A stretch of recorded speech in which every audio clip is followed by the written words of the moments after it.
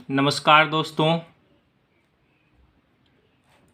मैं आप लोगों को आज सामाजिक विज्ञान का चैप्टर इकोनॉमिक्स का चैप्टर 1 पहला चैप्टर जो विकास है उसका एमसीक्यू मल्टीपल चॉइस क्वेश्चन की तैयारी करवाऊंगा।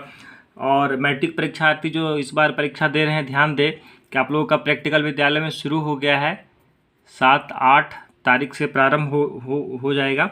तो मैंने कल भूगोल सब्जेक्ट का चैप्टर जो है वह डाला था, आप लोग देख लिए होंगे यूट्यूब पे। आज मैं इकोनॉमिक्स का चैप्टर को पहला जो है देखिए, पहला प्रश्न है इसमें, जब किसी देश की कुल आय को कुल जनसंख्या से भाग देते हैं या भाग करते हैं तो उसे क्या कहा जाता है। इसे प्रति व्यक्ति आय भी कहते हैं और औसत आय भी कहते हैं।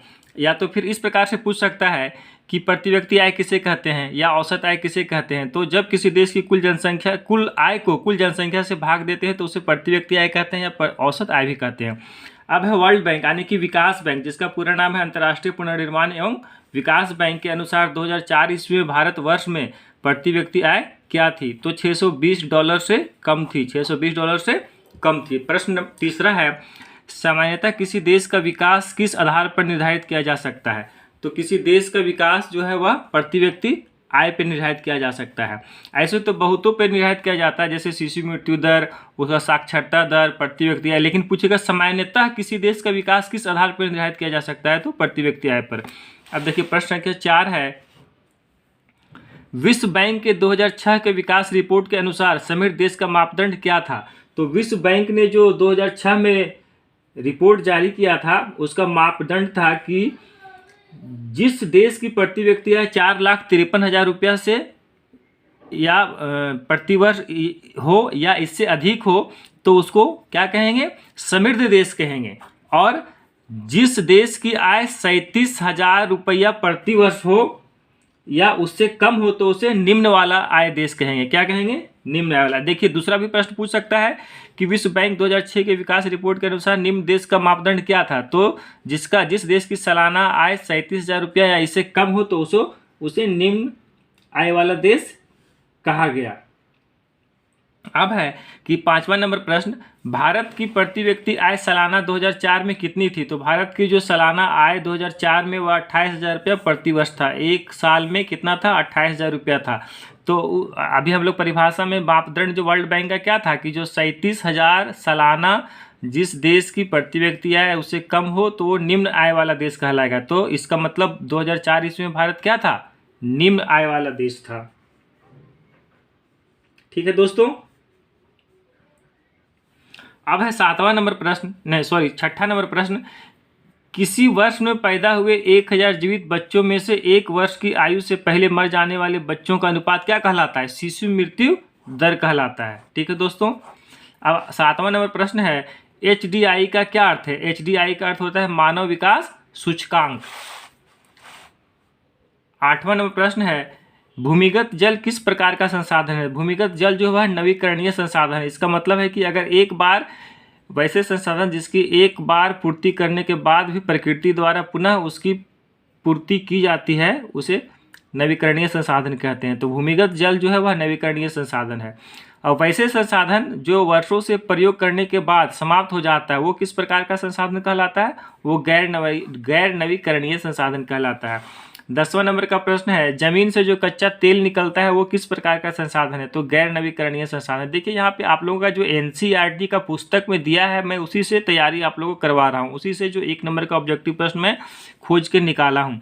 तो प्लीज़ आप लोग मेरे चैनल को सब्सक्राइब कर दीजिएगा और अधिक से अधिक दोस्तों को ये वीडियो शेयर कीजिएगा कि ये वीडियो कैसा लगा है ना, ताकि आने वाले समय आपको वीडियो आसानी से मिल जाए। मैं मैट्रिक परीक्षा की सोशल साइंस का प्रत्येक सब्जेक्ट जैसे हिस्ट्री हुआ, ज्योग्राफी हुआ, इकोनॉमिक्स हुआ, पोल साइंस हुआ, सबका मैं ऑब्जेक्टिव क्वेश्चन बना कर डाल रहा हूँ। मल्टीपल चॉइस क्वेश्चन चूँकि अभी जो है 40 अंक का इस बार से आएगा।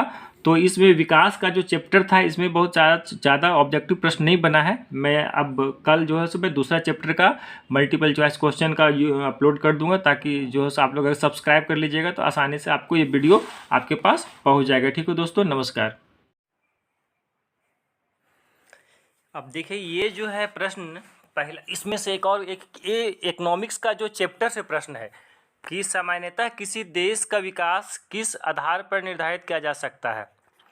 तो इसमें से देखिए क्या है, प्रति व्यक्ति आय, खा है औसत साक्षरता स्तर, लोगों की स्वास्थ्य स्थिति, उपरोक्त सभी। तो इसमें से क्या है, सामान्यतः किसी देश का विकास किस आधार पर निर्धारित किया जा सकता है। तो इसमें प्रति व्यक्ति आय भी होगा, औसत साक्षरता दर भी होगा, लोगों की स्वास्थ्य स्थिति भी होगा और उपरोक्त सभी। तो इसमें से इसका उत्तर हो जाए, राइट आंसर हो जाएगा उपरोक्त सभी एक का। दूसरा है, निम्नलिखित पड़ोसी देशों में से मानव विकास के लिहाज से किस देश की स्थिति भारत से बेहतर है। तो इस प्रश्न का उत्तर जानने के पहले मैं एक चार्ट आप लोगों को दिखाता हूँ।